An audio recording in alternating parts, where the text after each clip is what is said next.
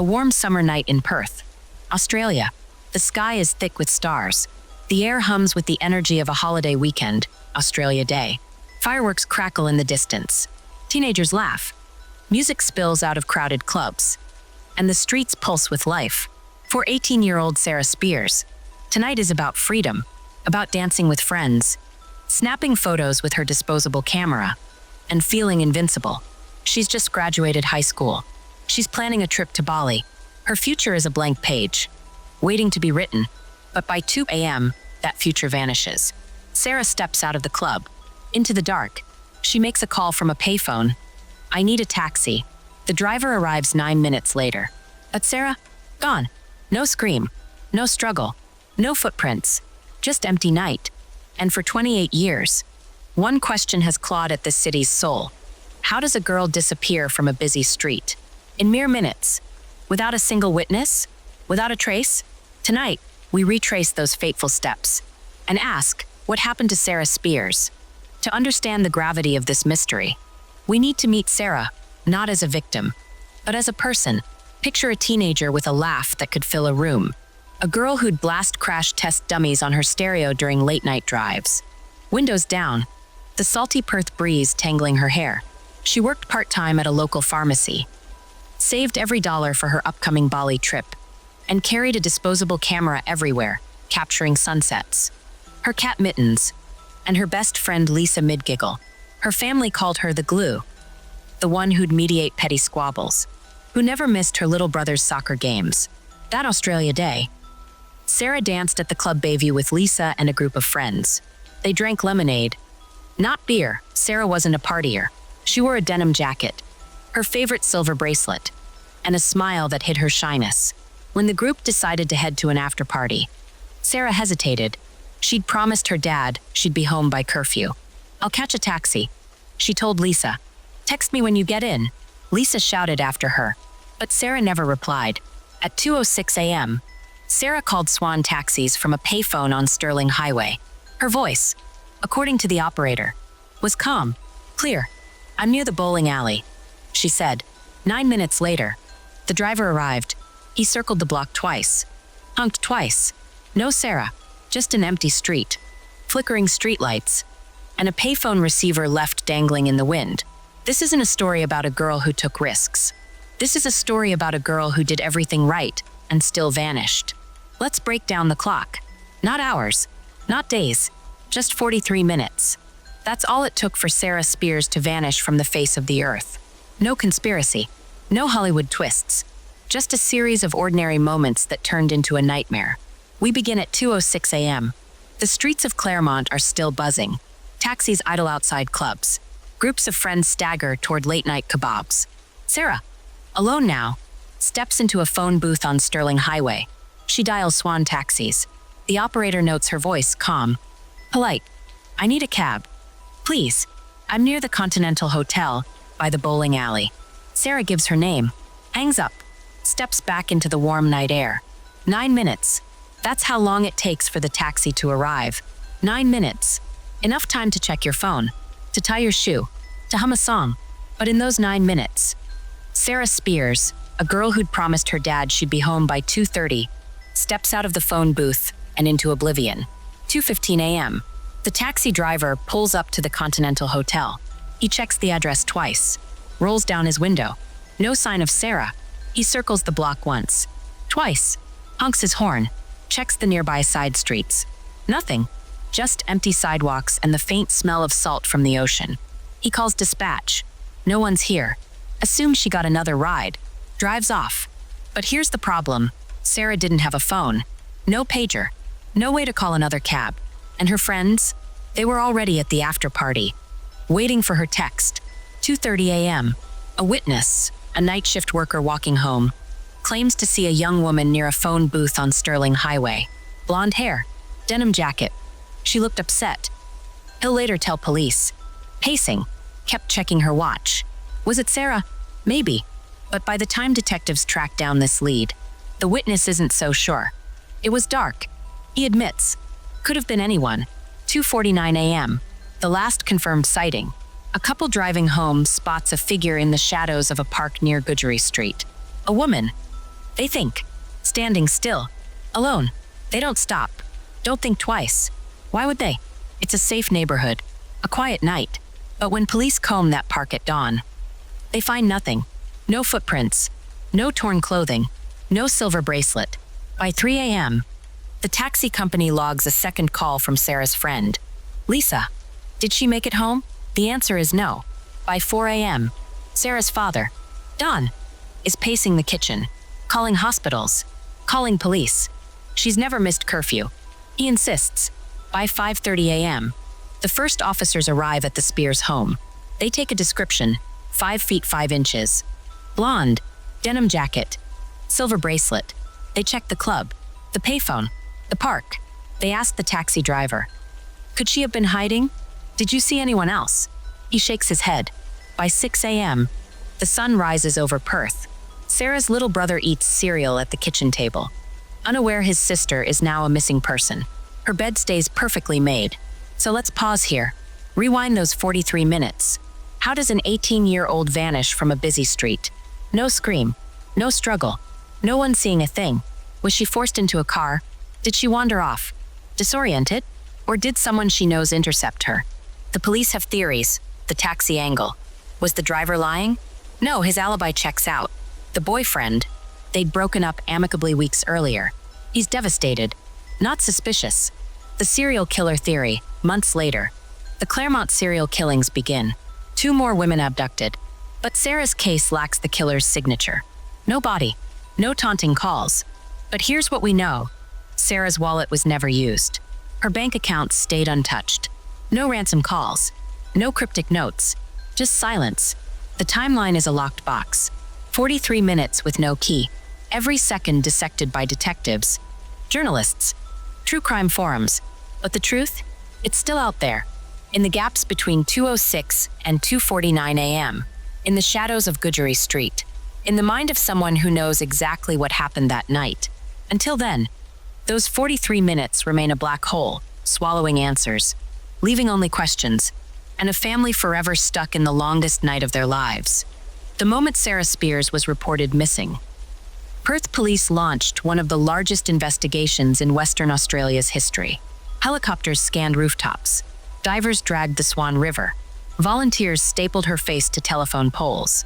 But with every passing hour, hope slipped away, and what they found, or rather, didn't find, would turn this case into a maze with no exit. Let's start with the obvious suspects.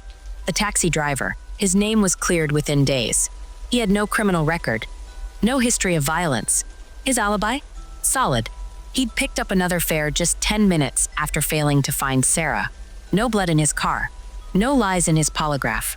Just a man doing his job on a chaotic holiday night. The ex-boyfriend, they'd dated for 6 months, broke up weeks before she vanished. It was mutual.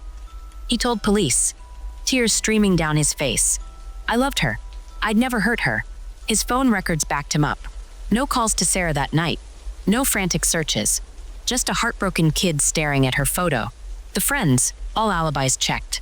Lisa, her best friend, was at the after party, verified by dozens of witnesses. Others were seen on CCTV at a 24-hour petrol station. Buying snacks. No whispers of jealousy. No secret grudges. Sarah was loved. Normal. So where did that leave detectives? Staring at a whiteboard of dead ends. By February 1996, they turned to the public. Someone saw something. They pleaded. Tips flooded in. Over 500 in the first month.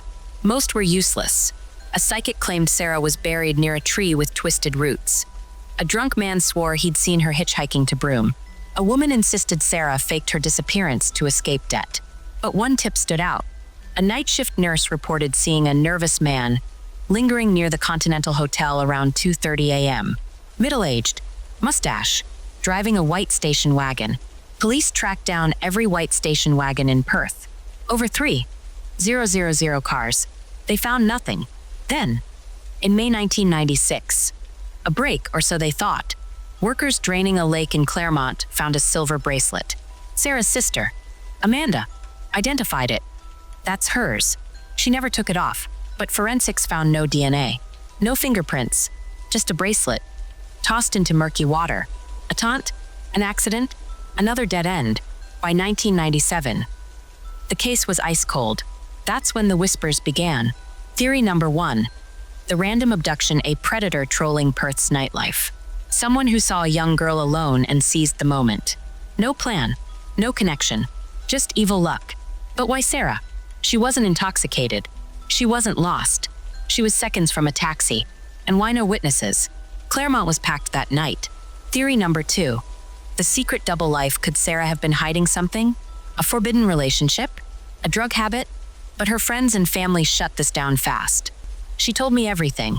Lisa said she was saving money for Bali. She had no secrets. Phone records showed no strange calls. Her diary, filled with doodles and concert tickets, revealed no lies. Theory number 3.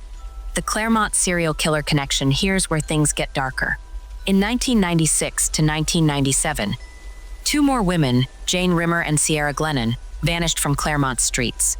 Their bodies were later found in bushland. The media dubbed the killer the Claremont serial killer. For years, detectives tried to link Sarah to these murders. But the facts didn't add up. Jane and Sierra were abducted after midnight. Just like Sarah, all 3 were young, blonde, middle class. But here's the catch. The serial killer left bodies. He left clues. He wanted attention.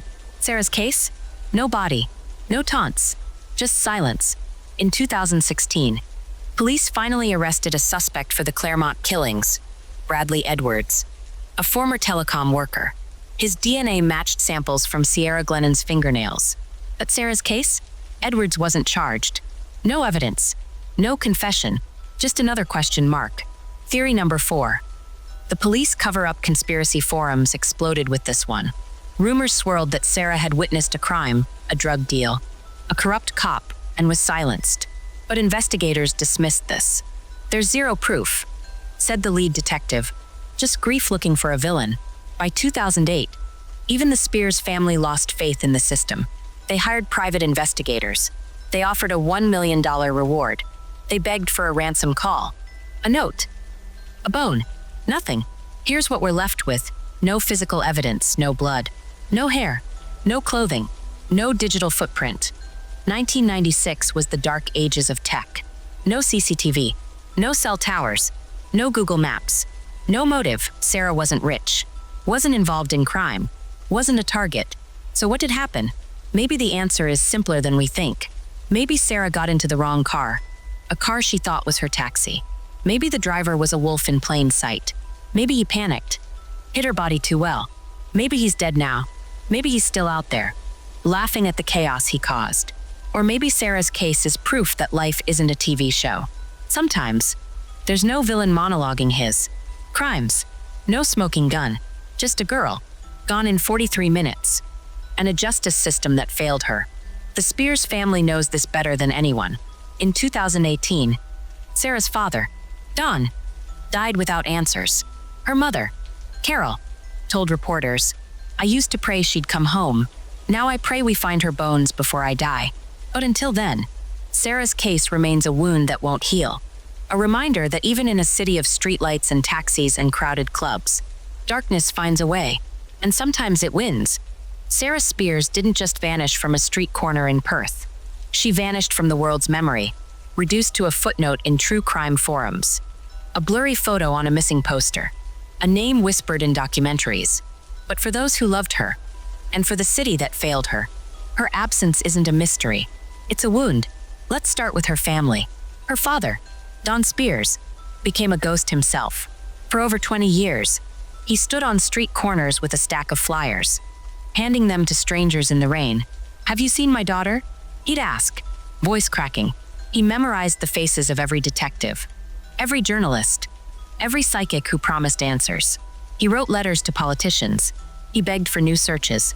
But with every passing year, the flyers faded, the phone stopped ringing, and in 2018, Don died with the same question on his lips. Where is Sarah?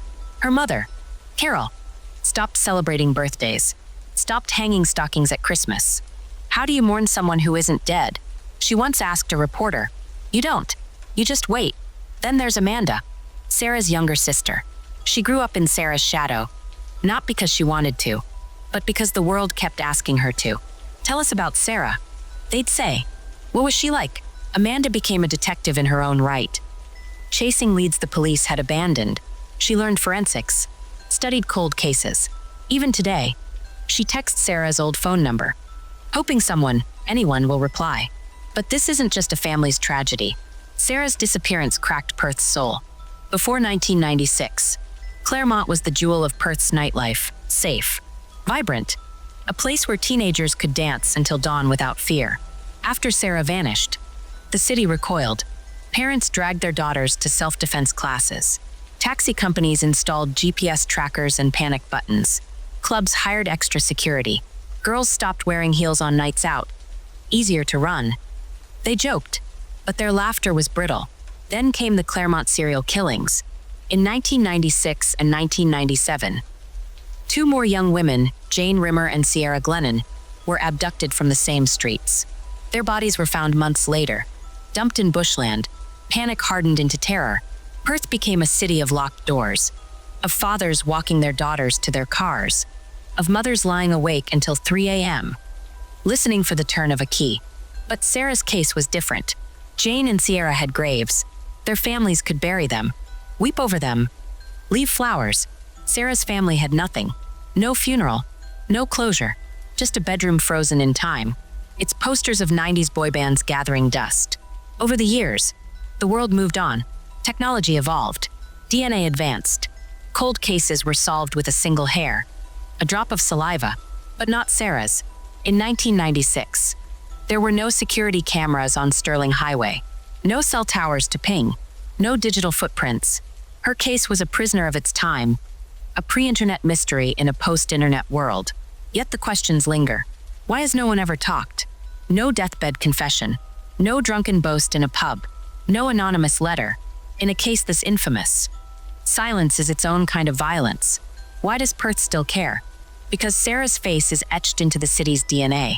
Walk down Sterling Highway today, and you'll see her in the shy smile of a teenage girl waiting for a taxi, in the flicker of a streetlight near the old phone booth, in the way parents still text their kids, "Did you get home okay?" at 2 a.m. And why does it hurt? Because Sarah's story isn't rare. Every year, thousands of people vanish without a trace, runaways, victims of crime, those who simply slip through the cracks. But Sarah's case forces us to stare into the void, to admit that sometimes the world swallows people whole. That justice isn't guaranteed. That love isn't enough to bring someone home. Amanda Spiers knows this better than anyone. In 2022, she stood outside Perth's police headquarters, holding a photo of Sarah. Reporters shoved microphones in her face. "Do you still have hope?" they asked. She paused, then said quietly, "Hope isn't the right word. This isn't a movie. This is my life. My sister is gone. But someone, a neighbor, a co-worker, a stranger, knows where she is. And until they speak, we'll keep screaming her name." So what's the legacy of Sarah Spiers? It's not just a cold case. It's a mirror. It shows us how fragile safety is, how love can turn into a life sentence of grief, how a single night can unravel generations. Most of all, it's a reminder that missing persons aren't puzzles to solve. They're people. There's Sarah, the girl who loved her cat, who saved her pocket money, who trusted that a taxi would come. And until her story ends, ours can't either. Let's end this where it began, with a question. What happened to Sarah Spiers? You've heard the theories. You've walked the timeline. You've felt the weight of 28 years of silence.